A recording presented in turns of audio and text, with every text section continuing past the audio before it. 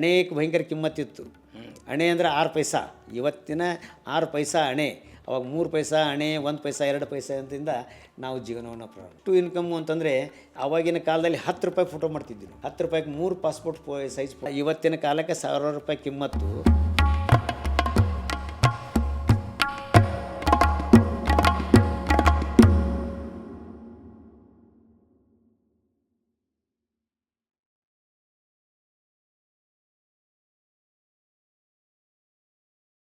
ನೀವು ವೈಯಕ್ತಿಕವಾಗಿ ಹುಟ್ಟಿನಿಂದ ಶ್ರೀಮಂತರಲ್ಲ ಅಲ್ಲ. ನೀವು ನಿಮ್ಮ ಬದುಕನ್ನು ಹೆಂಗೆ ಕಟ್ಕೊಂಡ್ರಿ? ನೀವು ಆರಂಭದ ದಿನಗಳು ಹೆಂಗಿದ್ವಿ? ಈಗ ನೀವು ಕೋಟಿಗಟ್ಟಲೆ ಹಣ ಮಾಡಿದಿರಿ, ಸಮಾಜಮುಖಿಯಾಗಿ ಕೆಲಸ ಮಾಡ್ತೀರಿ, ಸಮಾಜ ಸಂಘಟನೆ ಮಾಡಿದಿರಿ, ಪ್ರಾಚಾರ್ಯರಾಗಿ ಕೆಲಸ ಮಾಡಿದಿರಿ. ಹಣ 2 ರೀತಿಯಿಂದ ಬಂತು ನಿಮಗೆ. ಒಂದು ಉದ್ಯೋಗದಿಂದ ಬಂತು, ಎರಡನೇದು ಉದ್ಯಮದಿಂದ ಬಂತು. ಇವತ್ತು ಅದು ಕೋಟಿ ತಲುಪಿರ್ಬೋದು. ಆದರೆ ನಿಮ್ಮ ಬಾಲ್ಯ ಹೆಂಗಿತ್ತು? ಅವತ್ತಿನ ಪರಿಸ್ಥಿತಿಗಳು ನೀವು ಏನೇನು ಕೆಲಸಗಳನ್ನು ಮಾಡಿದ್ರಿ? ಏನು ಅಂದರೆ, ನಮ್ಮ ತಂದೆ ದೇವೇಂದ್ರಪ್ಪ ಕುಬೇರಪ್ಪ ಕಡ್ಲಿಕೊಪ್ಪ ಅಂತೇಳಿ ನಮ್ಮ ಹೆಸರು. ನಾವು ಮೂಲತಃ ಸಿರಸಂಗಿಯವರು.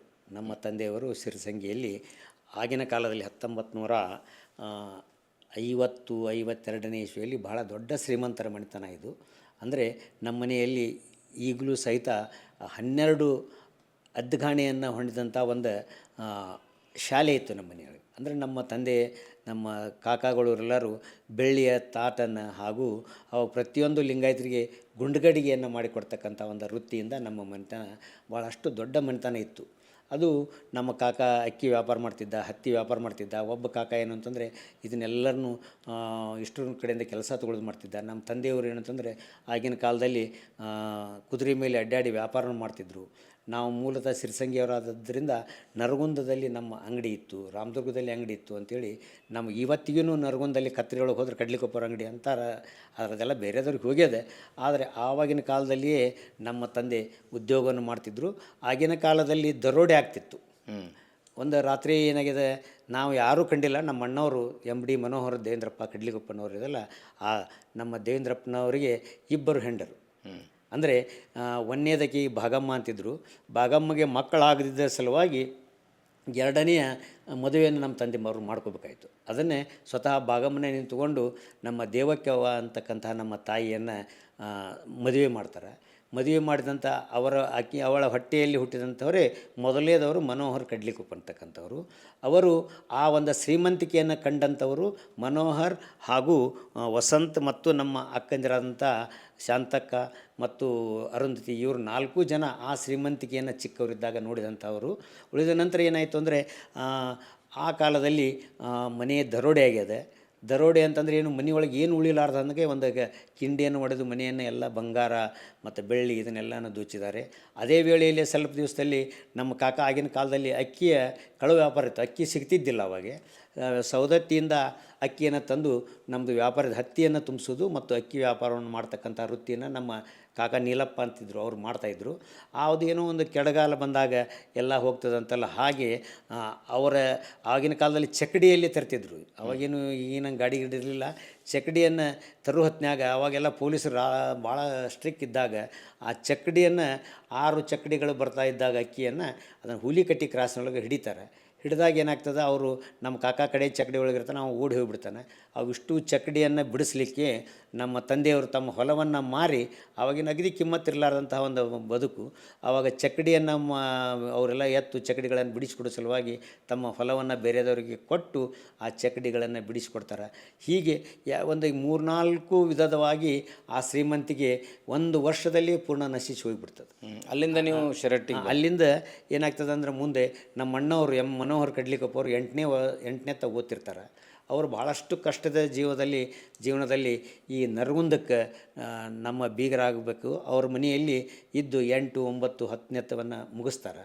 ಮುಗಿಸಿದ ನಂತರ 1959ರಲ್ಲಿ ಗದುಗಿನ ವಿಜಯ ಕಲಾಮಂದಿರಕ್ಕೆ ಈ ಚಿತ್ರಕಲೆಯನ್ನು ಕಲೀಲಿಕ್ಕೆ ಬಂದಂಥವರು. ಅದು 1 ವರ್ಷದ DTC ಅಂತಕ್ಕಂಥ ಒಂದು ಕೋರ್ಸ್ ಇತ್ತು.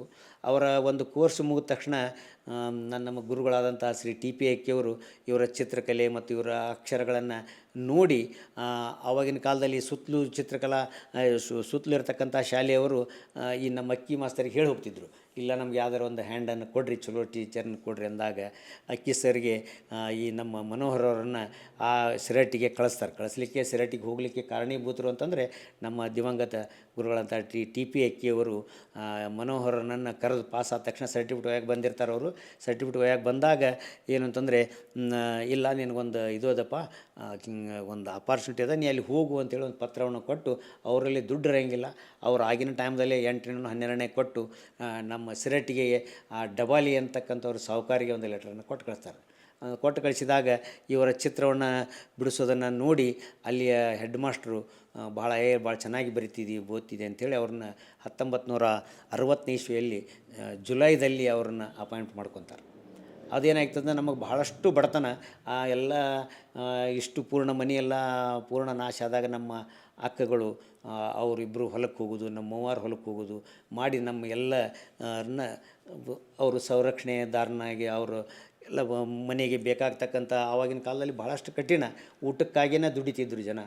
ಆ ಒಂದು ಕಾಲದಲ್ಲಿ ಇವರೆಲ್ಲ ಸಾಕಿದ್ದಾರೆ. ಅದು ನಮ್ಮ ಅಣ್ಣವರು ಸಿರಟ್ಟಿಗೆ ಬಂದು ನೌಕರಿಯನ್ನು ಸೇರಿದಾಗ ನಾನು ಅದೇ ಹುಟ್ಟಿದ್ದೆ. ನಾನು 1960ನೇ ಇಸ್ವಿಯೊಳಗೆ ಏಪ್ರಿಲ್ 20ರಂದು ಹುಟ್ಟಿದ್ದೇನೆ. ನಾವು ಹುಟ್ಟಿದ 3 ತಿಂಗಳಿಗೆ ನಮ್ಮ ಅಣ್ಣವರಿಗೆ ನೌಕರಿ ಸಿಗ್ತದೆ.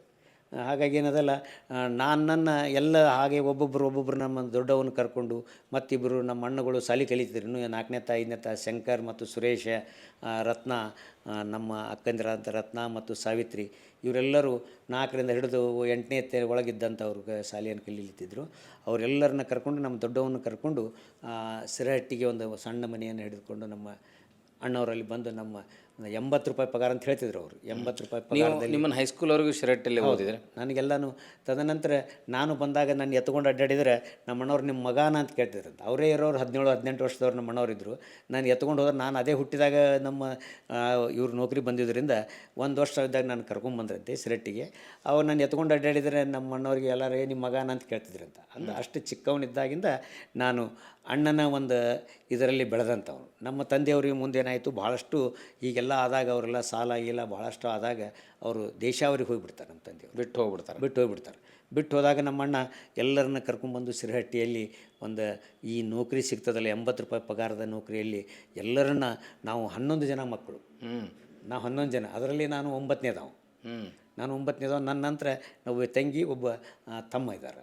ನನಗಿಂತಲೂ ದೊಡ್ಡವರು 8 ಜನ. ಹೀಗೆ ಅದರಲ್ಲಿ 6 ಜನ ಗಂಡುಮಕ್ಕಳು, 5 ಜನ ಹೆಣ್ಣುಮಕ್ಕಳು ಇರತಕ್ಕಂಥ ಒಂದು ಬಹುದೊಡ್ಡ ಕುಟುಂಬ.